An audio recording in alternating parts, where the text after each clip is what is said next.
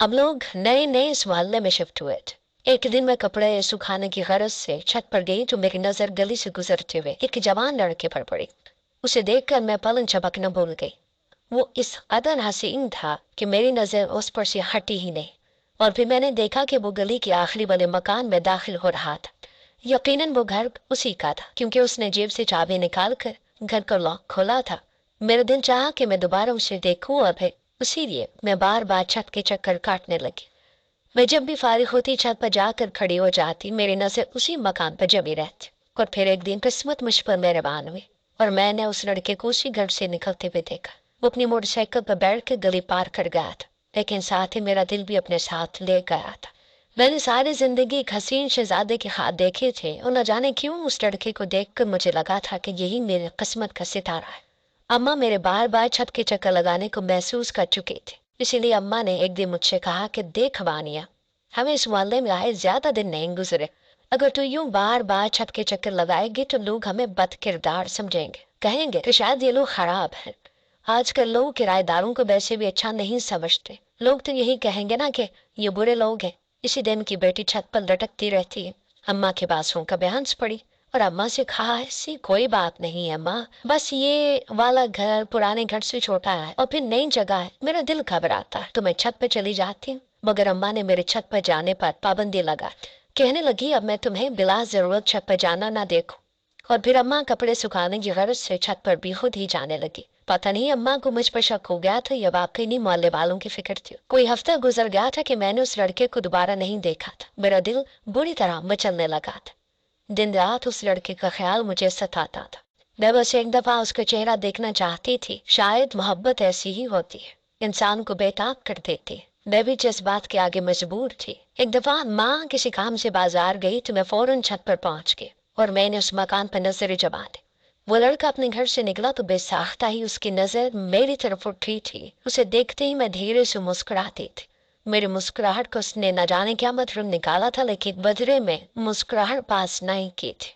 और जिस तरह वो हमेशा गली पार किया करता था उसी तरह खामोशी से गुजर गया।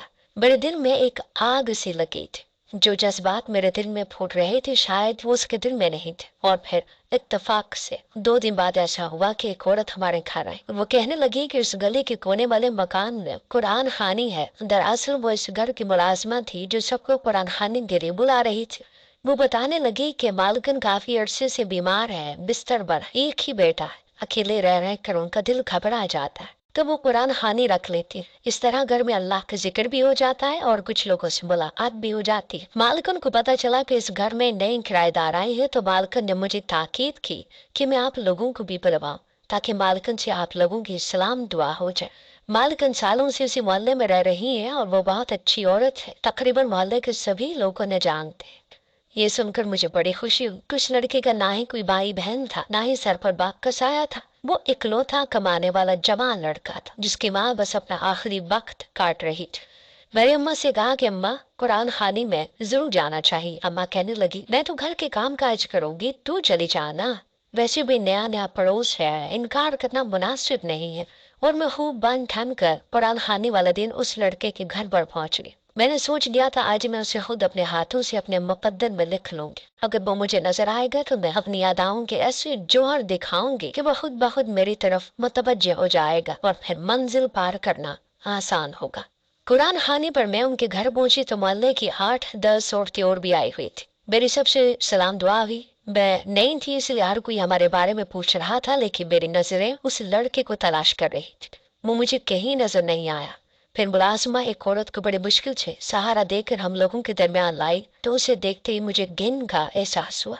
मैंने आज तक इतनी बदसूरत औरत नहीं देखी थी। इतनी हसीन लड़की की माँ ऐसी भी हो सकती है, मैं न सोच भी नहीं सकती थी।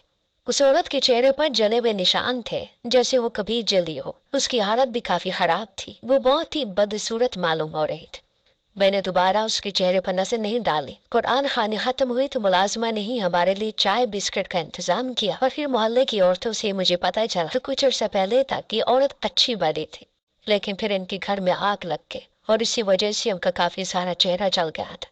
ये सुनकर मुझे दुख तो ना हुआ, अलबत्ता घिन जरूर आई थी मुझे। मैं सोचने लगी कि अगर मैं इस लड़के से शादी करूंगी तो मुझे उसकी माँ को भी दिन रात देखना होगा। फिर मेरे दिन में ख्याल आया, बीमार औरत है, अपने पैरों पर खड़ी तक नहीं हो सकती, इसके कमरे में मुलाजमत छोड़ दूंगी तो मुझे इसकी शक्ल भी नहीं देखनी पड़ेगी, और फिर ये सारा घर और वो हसीन लड़का खुद ब खुद मेरा हो जाएगा। मैं जिस लड़के का नाम तक नहीं जानती थी उससे शादी के हाल देख चुकी थी। वो औरत अपने मोहल्ले की दूसरी औरतों के साथ बातचीत कर रही थी। उसके तकरीबन सभी औरतों के साथ शायद अच्छी सलाम दुआ थी। वो लोग काफी अरसे से एक दूसरे को जानते थे। एक मैं ही थी जो खामोशी से एक कोने में बैठी थी। और फिर मैंने उस लड़की को देखा। वो घर में दाखिल हुआ था और बावर्ची खाने की तरफ गया था। मैंने जानबूझकर खांसी का बहाना किया। नौकरानी सामने कहीं नजर नहीं आई तो मैं पानी पीने का कहकर खुद ही खड़ी हो गई। उस औरत ने मुझे ना रोका। मैं बावर्ची खाने पे पहुंची तो वो लड़का पानी का गिलास भर रहा। मैंने उसे पानी मांग लिया, उससे मेरी तरफ गिलास बढ़ाया। फिर वो खुद ही पूछने लगा, आप इस नए घर में शिफ्ट हुई है ना? मैंने एक दो दफा आपको देखा है। ये सुनकर मेरा चेहरा खुशी से खिल उठा कि वो मुझे इतना भी गाफिल नहीं था। मैंने कहा कि जी मैं भी आपको अक्सर देखती रहती हूँ, और आज यहाँ आकर मुझे आपकी माँ का पता चला तो बहुत दुख हुआ। अपनी माँ के जिक्र पर उसका दिल अफसरदा हो गया। कहने लगा कि जी मेरी अम्मा ने बहुत बड़े गम उठाए हैं। दरअसल इस हादसे में ही मेरे वालिद का इंतकाल हो गया था। ये कहकर वो और भी गमगीन हो गया। मैंने उससे कहा कि आप तसल्ली रखें, सब ठीक हो जाएगा। वो कहने लगा कि मुझे दिन रात अपनी माँ की फिक्र रहती है। कोई तो ऐसा हो जो मेरी खैर मौजूदगी में सारा वक्त उनके साथ रहे। मुलाजमत थोड़ी देर के लिए आती है और फिर चली जाती है। मुझे नौकरी पर भी सुकून नहीं मिलता। ये कहकर वो वापस बावर्ची खाने से निकल गया। और मैं दिल ही दिल में सोचने लगी कि अगर थोड़ी बहुत हमदर्दी जताऊंगी तो इस घर में जगह मिल जाएगी। मैं वापस जाकर औरतों के दरमियान बैठी तो औरतें उस लड़के की अब्बा को मशवरे दे रही थी। अब तुम शहरियार की शादी करवा ही दो, बहू आएगी तो घर भी संभाल लेगी और तुम्हारी तनाई भी दूर हो जाएगी। कब तक तुम बहाने बहाने से मोहल्ले की औरतों को घर में जमा करोगी?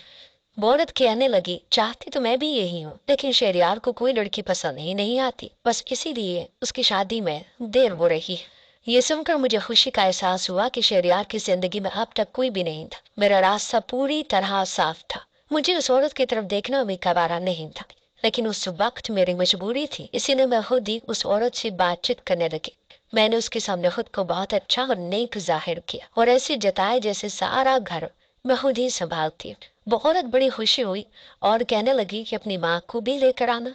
मैंने उनसे कहा कि जी जरूर, मैं जल्दी अपनी माँ को भी लाऊंगी, और अब यही मेरा अगला हदफ भी था। मैं कुरान खाने से वापस लौटी तो मैंने बढ़ चढ़ कर अम्मा के सामने उस औरत की तारीफ की। उसके साथ हुए वाक़े को भी बड़ी दुख से अम्मा को सुनाया तो अम्मा का दिल भी गमगीन हो गया। कहने लगी, ये तो वाकई नहीं बहुत बड़ा दुख है, मैं जरूर जाऊंगी। और फिर 2-4 दिन बाद ही मैं अम्मा का हाथ पकड़कर उन्हें उस औरत के घर पर ले गई। उस औरत का नाम शमसा था। मेरी माँ की शमसा आंटी से बहुत अच्छी दोस्ती भी होगी और फिर हमारा उनके घर आना जाना शुरू हो गया।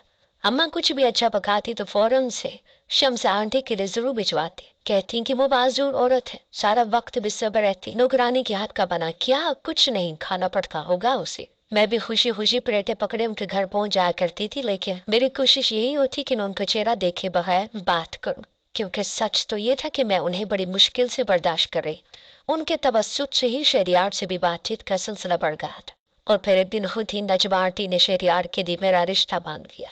कहने लगी कि मेरे बेटे को लड़कियों की कमी नहीं है, देखिए मैं अपनी वानिया को अपनी बहू बनाना चाहती हूँ। वानिया बहुत प्यारी बच्ची है, मेरा इतना ख्याल रखती है, घरदारी में भी माहिर है। मुझे यकीन है कि ये शहरियार की जिंदगी में खुशियां भर देगी। वो बेचारा अपने वालिद के जाने के बाद बिल्कुल तनहा हो गया और मेरा हाल देखकर तो गमगीन ही रहता है। अम्मा ने शमसारटी से सोचने के लिए कुछ वक्त मांगा और फिर अब्बा को सारी बात बताई। अब्बा ने मालूमात हासिल की तो हर किसी ने शहरियार की खूब बढ़ चढ़ कर तारीफ की। मोहल्ले वाले उसकी शराफत का डंका पीटा करते थे, इसलिए अब्बा को कोई एतराज नहीं हुआ। फिर एक रोता बेटा था, कमाता भी अच्छा था, किसी बात में कोई एतराज होता। मुझसे छोटी भी 2 बहनें थी, अब्बा को उनकी भी शादियां करनी थी, इसलिए अब्बा ने बाखुशी मेरा रिश्ता शहरियार के साथ तय कर दिया। मेरी सारी दुआएं कबूल हो गई। बड़ी आसानी से मुझे शहरियार का साथ नसीब हो गया। मैंने सोचा था कि जल्दी शमसा आंटी को अपने रास्ते से हटाऊंगी और एक पुरसुकून जिंदगी गुजारूंगी। बड़ी सादगी के साथ मेरी और शहरियार की शादी हुई थी, क्योंकि शमसा आंटी के साथ शादी की तैयारियां करवाने वाला कोई नहीं था, इसीलिए उन्होंने मुझे ही शहरियार के साथ शादी की शॉपिंग के लिए भेज दिया था। یہ دن میری زندگی کا ایک یادگار دن تھا جب میں شہریار کا ہاتھ پکڑے بازار میں گھوم رہی تھی اور اپنی شادی کی تیاریاں کر رہی تھی۔ شہریار کی آنکھوں میں نے اپنے لیے محبت دیکھی تھی، یقیناً وہ بھی میرے لیے جذبات رکھنے لگا تھا۔ میں بہت زیادہ خوش تھی اور پھر ہفتے بھر بعد ہم دونوں کا نکاح ہو گیا اور میں رخصت ہو کر شہریار کے گھر پہنچ گیا۔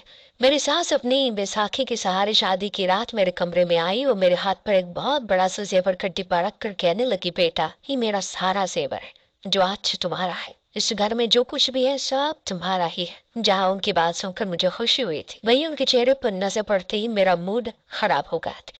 کم سے کم آج کے رات تو وہ مجھے اپنا چہرہ نہ دکھاتے۔